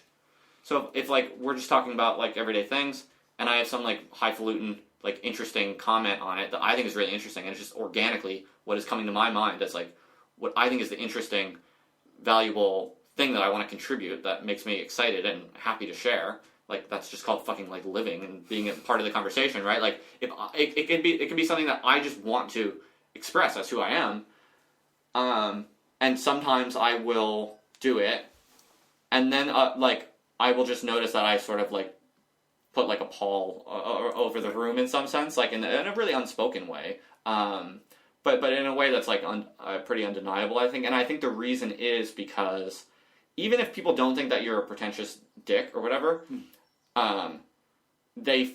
People have a kind of knee-jerk feeling that they are being challenged to be as like quote-unquote smart or quote-unquote like highbrow or whatever the fuck. And so it's like you can be not challenging in any possible way, not expecting that, not like competing in any way, not showing off, nothing. Just the most modest, simple kind of like lighthearted way. But people just like can't not interpret it as like I'm stupid compared to that, or like I can't find like I can't find something like equally highbrow, so therefore like that was like a bummer to have to hear him say that. Again, I mean, I'm really kind of like I'm not speaking for anyone, and I'm really kind of like just hypothesizing about the psychology. Yeah. But I think that's definitely a thing. Okay, so you can hypothesize. So the psychology makes a lot of sense, and I can actually understand it from the other perspective as well. But it's because. So think about ethos. You think about classical rhetoric and the theories of classical rhetoric. Well, the source of the information is going to affect the way that you hear it. So whenever you say something, you're gonna sound to me or any particular audience like the person who I know you to be. So you're someone with a doctorate. you're someone who's working in a university. Sorry, I'm counting things off on my hand now. The microphone can't pick that up, so I'm dipping into academic mode. And so all of those things are part of the communication, as far as I'm concerned. So I would say that it objectively is a downer to a lot of people. It's not just it's not resentment. It's actually you. It can be. I'm using you as an example. Calling up your credentials, if I can put it like that, and putting them on display as kind of the preface to anything that you're saying now. And that does, I think, actually affect people and make them feel a particular way. And it doesn't have to be calculated to do that. And I would go so far as to say it's actually reasonable for them to feel that way because of the kind of person you are. I don't think it comes down to banter or small talk or resentment or any of those other things. It's that they should actually hear you talking like that, and then it becomes incumbent on you to think about how me, the person I am, is going to sound to an audience like this. Yes, you're totally right about that. I think you're totally right. But the fact that it's reasonable response doesn't mean that it's any less essentially resentment.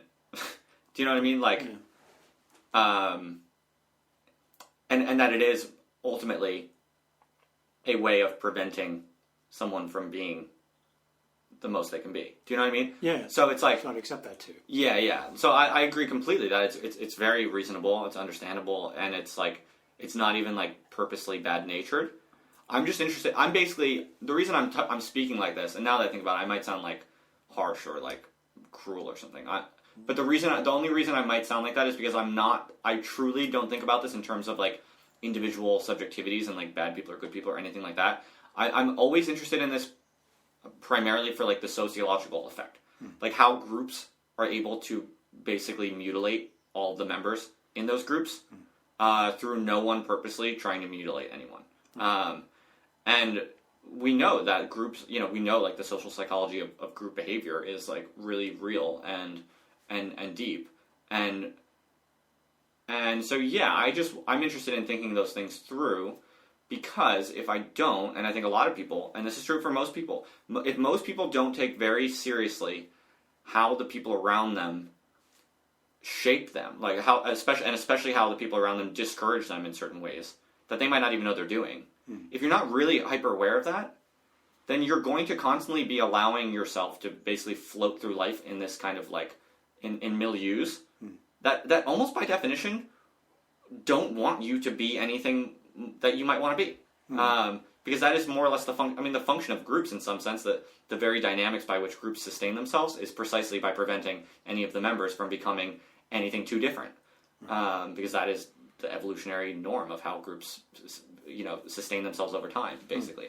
And so I think it's really important that we not mistake things that are, just because they're reasonable and normal and natural, and not based on any kind of purposely bad attitude or anything like that, can still nonetheless be like really perverse sort of dynamics whereby the social structure at large works through one body to basically keep in control that other body. And I think that's basically what this sort of stuff is, and why I think it's useful to talk about resentment, and is because, for the most part, I just basically think that human beings have many ways of basically subtle and overt of making sure that the people around them don't become anything more than they already are. Because I think in a deep way, we don't want the people around us to flourish. I think there's a lot of truth to that, and I think we can see it every day. I suppose the point I was making is that I'm not certain what the point is that I was making, other than I was thinking about the power to manipulate people and the desire not to manipulate people, but to be in conversation with them. So how can you be in conversation with someone when you are a particular thing, or you have particular things that are likely to inspire particular kinds of psychological states in any given individual or any group of individuals? And going back to your interest in entrepreneurship back in the early days, if you really wanted to manipulate people, you would always sound like the down home guy who's just like you. Right. Even though I'm very highly educated, even though I've got the PhD, not the guy who can talk to his gardener, but the guy who seems like he is the gardener as well. So those are the kinds of skills. That's a really good point. Yeah. No, that's true. I appreciate you say that. I don't know where I'm going with that. No, that's brilliant though, because you're reminding me something else I often think about this is like when I hang out with other people my age, and I do kind of the thing you were suggesting, like sort of how do I put this? Like not being overly highbrow, not being like overly intense, basically like repressing my autonomous, like organic, personal, just lived intellectual and social energy, basically toning it down so that I can make everyone comfortable, basically. So I can not make sort of these faux pas where I speak too intensely or too long or too highbrow or whatever. When I do that, I'm too honest. I'm honest with myself enough to know that it's condescension. That I'm actually manipulating them in some way. Right. And in a way that is actually hurtful in some sense, because I'm treating them as if they can't handle my intense intellectual shit, and I know that's fucking false. I know that they can handle it, because I know that they're just fucking as smart as I am. That they just didn't do a fucking PhD early in life, right? I know at the bottom of things that like any fucking like intense highbrow shit that I might say because I had the lucky sort of life path that allowed me to get these resources and allowed me to get the self-confidence to be able to like say some crazy interesting like highbrow shit like in like a 3-sentence like format. I know that that's not like a fundamental real difference between me and whoever the fuck I'm with.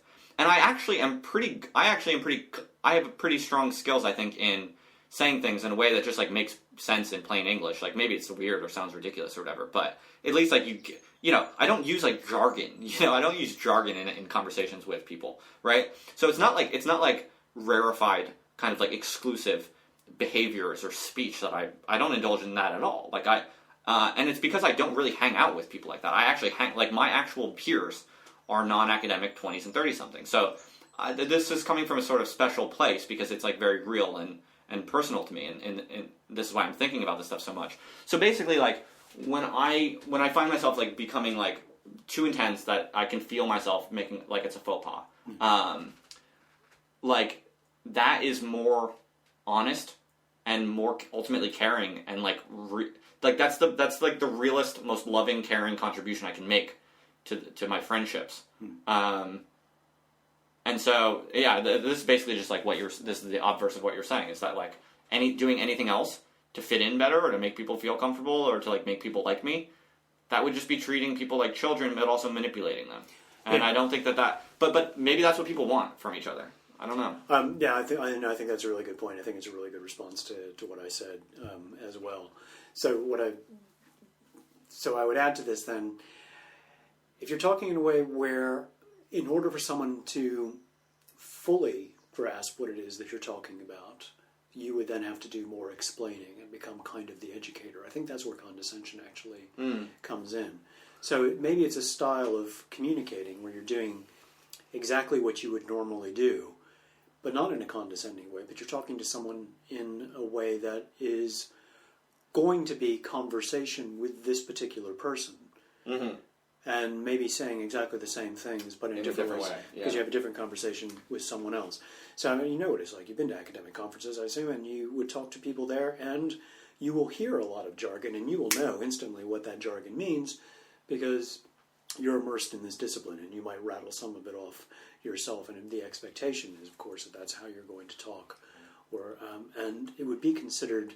Well, you would look very strange if you were trying to simplify things, or I don't want to say simplify things, that is condescending, but speak in a way that you might speak, say, to my neighbor, your neighbor, someone who isn't working in a particular field. So it's really what I'm trying to key in on is an alertness to the audience and how I can never be in a position of appearing to be more powerful or appearing to want to appear more powerful, or appearing to have secret insights or specialist knowledge. Because I firmly believe, as you were saying, there's absolutely nothing fundamental distinguishing me from someone who doesn't do what I do. I've got a qualification and I've achieved a certain stage in life just by having not died yet. And that's about the extent of it. No one is barred from understanding something that I understand, and they might even come to understand it better than I understand it. So how can I communicate with the people in a way who don't have my qualifications and not overpower them with the fact that I've got the qualifications? Does that make any sense? So I don't think you're saying different things. No, totally. You just laid out, the fine art of how to be like a good person and communicator. Yes. No, you're right. I mean, you were kind of just saying that's how to. Yeah, that's the balance that you strike, and it's not manipulation, but it's also not domination, right. And it's not condescension. You're talking about there is a kind of fundamental way of being present with someone, and finding the verbal or discursive space that just truly is that space which exists between those two people, right? Is that that's how I'm interpreting it? Yeah. And it's not playing down or dumbing down. And it's not playing up in the case of if you feel like you're outclassed or something, it's just finding where is the common ground and inhabiting that. Yeah. So I think we were talking before the microphone came on. At some point, now my neighbors within earshot referred to my wife and I as intellectual snobs. And the astonishing thing about that is that we have, and since then we've had numerous conversations with them. Leaning over the garden fence, chatting with them, getting advice about if they can recommend a good plumber, stuff like that. Having everyday conversations about nothing in particular, and then to be referred to as an intellectual snob, because where I work, I'm trying to think, was there anything I ever said, anything I ever did that could be interpreted as remotely intellectual in any conversation or any kind of intercourse I had with them? You're like snob, maybe. I'll give them that. Yeah, maybe so. Maybe. I don't know. Maybe I referred to something that just people of my class do. I bought a book, or I don't know. I think the perceptions of power and the subtle exercises of power are one of the things I'm always very interested in, and diffusing those and not letting them be front and center or even conspicuous. Right.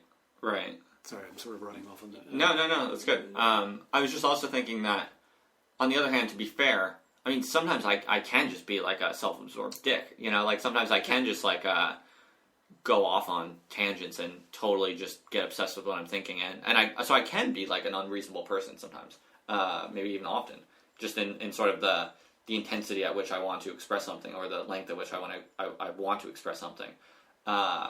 It's definitely possible that like the negative reactions I might have felt from this sort of tendency of mine in different spaces were just like very reasonable people sending signals to like telling me to chill the fuck out because I was being unreasonable.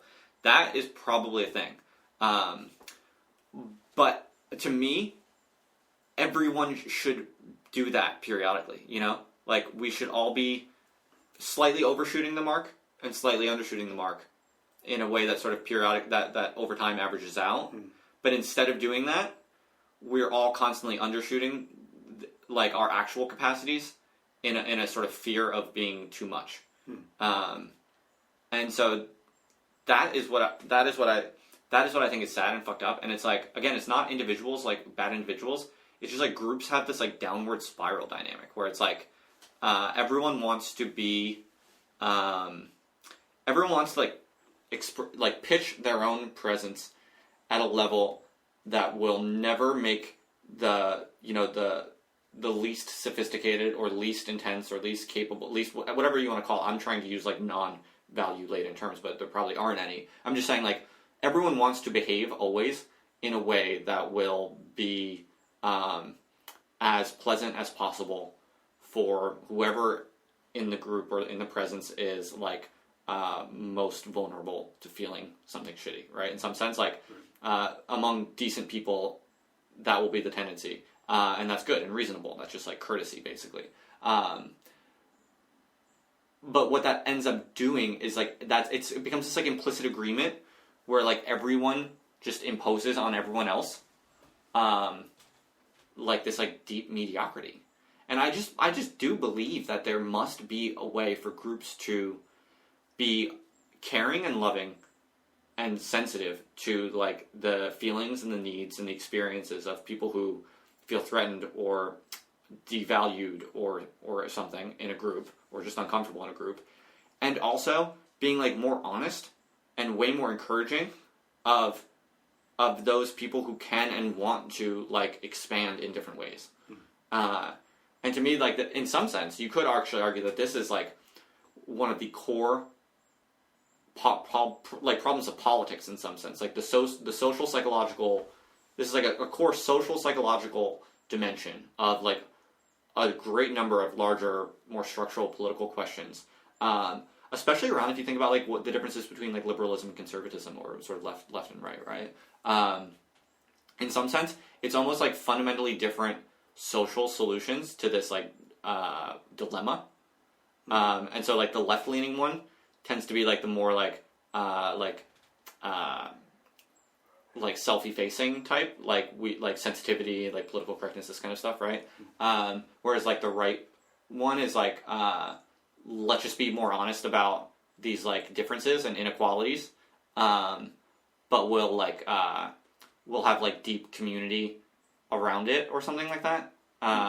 Does that make any sense? I'm really fishing for like at the outer bounds of like what I think. So I'm getting to that place where like I don't even know what I'm saying. But does that make any sense? Yeah, it does make sense. I mean, I think I don't think anything's dividing us. I think we spend time in different kinds of groups. I mean, fundamentally different kinds of groups. So I'm not in any activist networks whatsoever. I mean, if any, I'm such an extreme loner that I couldn't last a minute in any activist group. But so the kinds of groups that I actually participate in are decision-making bodies within the university, not even the department. The department is small beer in comparison to other stuff that goes on. And everything you're talking about, these are the strategies for winning. You talk a lot. You flaunt your knowledge. You use jargon. You use acronyms. And all these things are calculated. And I know they're calculated because I've done it. To sort of win an argument, to silence other people, to make other people feel small, less adequate, incapable, and willing to comply with whatever it is that you're suggesting. So maybe there's something about the kind of group and what the group's function is, or why the group actually exists, that drives a lot of this. None of it is thought of, and I don't think anything is resented in the kinds of groups that I have to participate in, because everyone's doing the same kind of thing if they can. What is resented is if you're the person that's making the meeting go on longer than it needs to go on, because almost no one ever wants to be in the room. So those are the kinds of issues that I come up against. But when I think about in conversation with people I care about, there's a constant anxiety I have to always think that this should be an open space. I never, ever want to dominate an environment. I never want to be the one who gets the zinger in, or makes the comment, or speaks at length to make a point. I don't feel like I'm censoring myself. It's how I perceive the dynamics in a room. Maybe I'm sort of I'm not making a whole lot of sense now, but I feel like I'm sort of on that liberal side of things that you just described. Yeah, no, that makes perfect sense. But don't you think even in sort of bureaucratic or kind of administrative types of situations, people do get impatient and frustrated with, how do I put this? Like, I feel like it's a general rule of social structures that anyone who wants to like question too much of it is going to be seen as like a gadfly, right? I mean, that's not that controversial, I don't think. And so, in some sense, like, if you feel like in like a certain administrative settings, there's no resentment, it might just be because there's no gadflies. Yeah. Do you know what I mean? Yeah, that's absolutely. I think you might be right. Because I think, like, in general, it's just a general rule that, like, and this is why I'm so fascinated by this sort of stuff, because this is like, it seems to be like one of the fundamental mechanisms whereby like a shitty status quo reproduces itself no matter how much everyone hates it. Yeah. Is that like in almost any setting, if there's any individual in a group, whether it be a small group or a big group, like any individual initiatives to like say, in even the most subtle way, like, hey, I have this new idea that is like totally new, and it's not, none of us are currently thinking it, but here's this idea. Like, that's almost universally punished, you know? Like, on the high levels and low levels, in the sense that, like another example that I find in sort of, like, young adult social milieus is, and this is especially strong in the UK, for reasons that will become obvious, is, like, the taboo on, like, emotional stuff, or, like, feelings and stuff like that. Like, the taboo, especially on any kind of length, you know? You can do, like, a how are you, you know, how's it going? But, like, I'm, like, a very emotional person, and I value, like, transparency and honesty and, like, sharing and stuff like that a lot, just in my personal, like, lifestyle, I guess, or whatever. But, and also, like, for political reasons, I think it's important. But, you know, like, when I go to the pub with, like, people, like, young adults, like, a few friends, like, I, like, sincerely, like, I don't just want to know, like, how's it going? I want to know, like, how have you actually been feeling, you know? Like, that interests me, and I want to share, like, you know, because I'm like, I want to share if, like, one week I'm, like, really depressed, but the next week I'm really happy because I'm, like, being really healthy and this shit. Like, I want to go into that. I want to, like, share why that is, and I think it's fascinating, but I also think it's, like, necessary to have, like, semi-public exchanges around it, because how else are you going to make sense out of it? How else are you going to make that, like, a reality when actual reality tells us all of those things are just, like, insane personal things that we shouldn't actually treat as real, right? So that's like my honest kind of, like, attitude to what basic good social interaction should be like. Basically, it should involve at least a little bit of, like, some honest, like, what's going on with your life and feelings, and, like, maybe some slightly difficult shit, because that's what life is, right? But there's, like, a very, like, strong generalized kind of stigma against that. Yeah. Which, again, it doesn't make itself felt through, like, no one would, if I get too personal or emotional, it's not like, you know, I don't hang out with shitty people. Like, no one's gonna, like, stand up and, like, you know, shut me down or, like, tell me to shut the fuck up. Yeah. Obviously, it's not like that. It's just a generalized non-compliance. You know, it's like it's not compliance, because I'm not, like, imposing or enforcing anything. It's just general non-participation. It's general stonewall. Mm-hmm. Like, I'm not here for this. Yeah. And the people I do hang out with and I'm friends with, like, they get me and they're cool with me. They can tolerate me, you know? Yeah. And that's why, like, we have an equilibrium. That's why we're friends, right? But there's a general wall across which they will not go, you know? Yeah. And it's not cruel, and it's not, like, oppressive to me, but, well, kind of it. I mean, in a minor way, it's like telling me I can't go there, right? Yeah. And it's telling me you know, they might tolerate me venting if I need to or something. But it's not like a encouraging of, yes, let's explore this stuff, you know? And so it is a form of like, enforcing, like, what I was yesterday, you know what I mean? Mm-hmm. And making sure that tomorrow I don't become something slightly different. And I think it is because, like, all change is, like, or, like, when anyone does something that's not already normal, it is seen as, like, as an indictment of what we are already doing, and that, like, we take it personally, we resent that, and so we don't allow it to. I don't know. It's when you boil it down, it's actually pretty trite. It's, like, not very sophisticated, like, psychological discovery. You know? No, it's very culturally specific as well. So when I arrived in this country, I experienced a lot of what you just described. It seemed very difficult to just have what I thought of as a normal, open conversation with people. Same in the States in many contexts, but what I discovered was that I wasn't in the group where the people I was talking to would talk the way I wanted to talk. So they did talk like that, and the people they classified as those kinds of friends, and they might have other friends. They might have even called me a friend, but I wasn't that kind of friend. They had other acquaintances, and it wasn't people who they've known for a long period of time. They might have met them the day before, but I sensed that there was a way of classifying acquaintances, and there were some people you opened up to, and some people you didn't. I think we all have that to a certain extent. I'm sure you don't want to, you don't sit on the bus and start talking to the person next to you about how healthy you feel this week. But I want to. I really do. I really do. And I sometimes do precisely that kind of overstepping. I mean, that's kind of what I'm talking about. I'm, like, constantly overstepping in ways that people find unreasonable and like, aggressive. Right. but I'm just like honestly trying to like be human with them. Right. Okay. Well, I mean, maybe not that literally, but that's exactly what I'm getting at. Yeah. It's those sort of border cases where like it's not reasonable. But in an ideal world, it probably would be more common, wouldn't it? Like, do you know what I mean? Like, I think we all sort of share that. So if there's a taboo around this, where did the taboo come from? I mean, I just don't understand why it would arise. Resentment. I think so.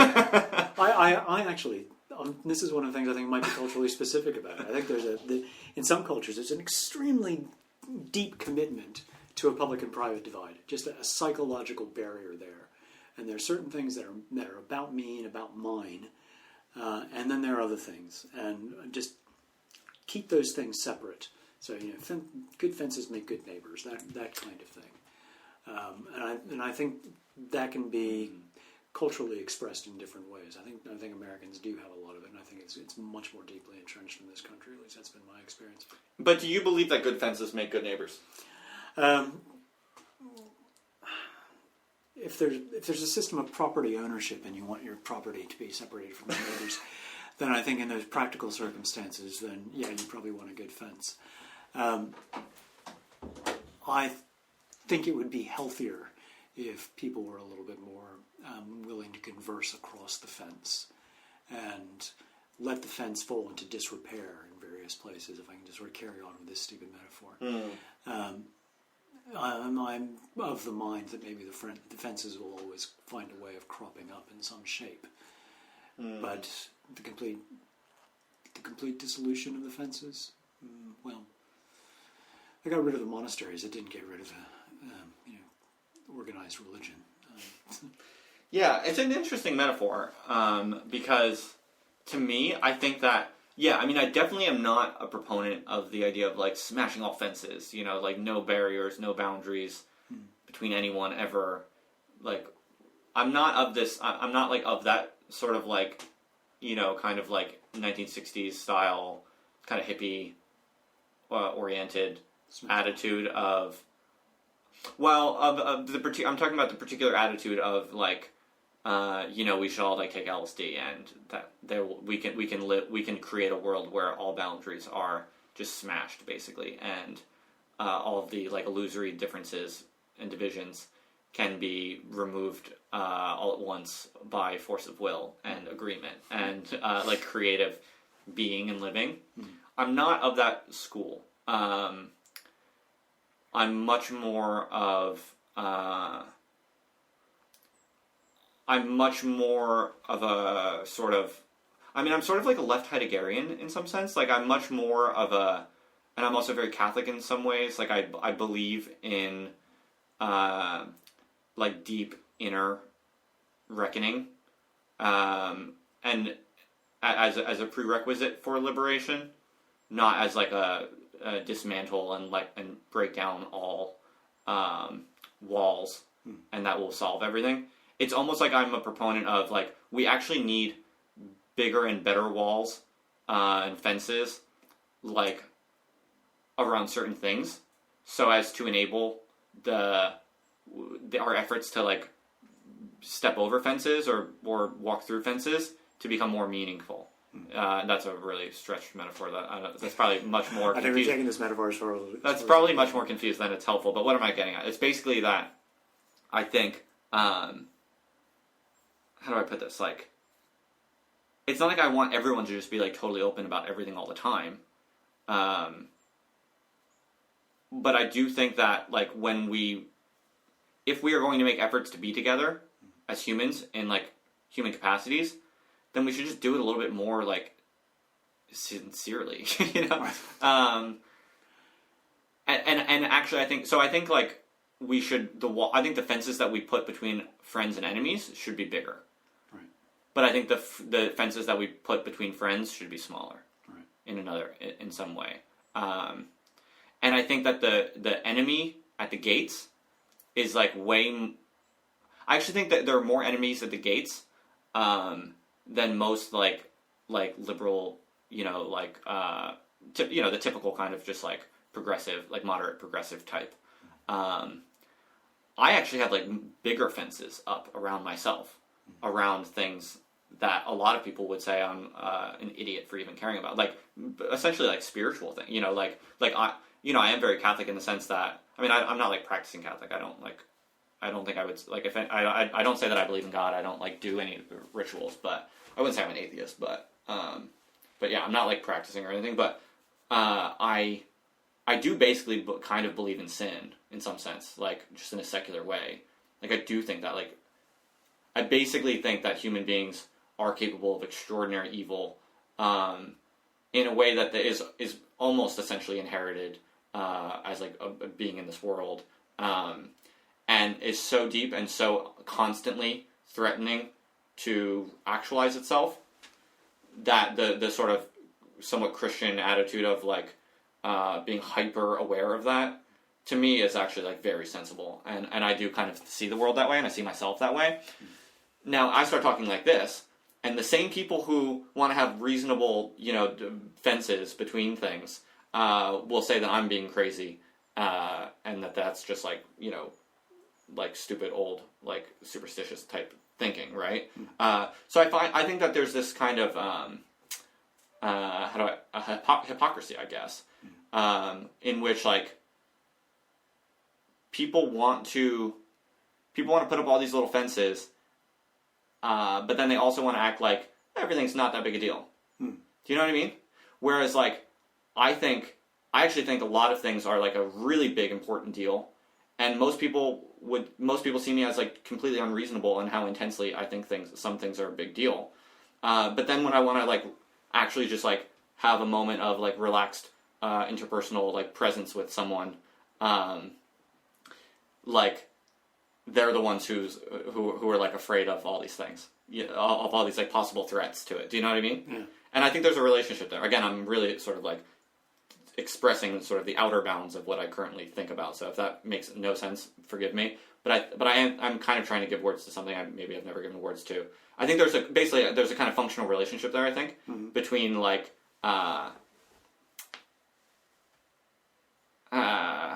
Did that make sense? Did you like a functional relationship between like it's almost like if you don't take seriously real demons, you then need to create all these little bullshit fences around you, precisely because maybe those demons are fucking real, but you haven't been taking care of your shit, right? Whereas if you actually have big, deep walls inside of yourself, because you take these demons for the reality that they might actually represent, then you actually can go through life without needing so many like little bullshit walls. Right. Does that make sense? Yeah. I kind of like that. Yeah.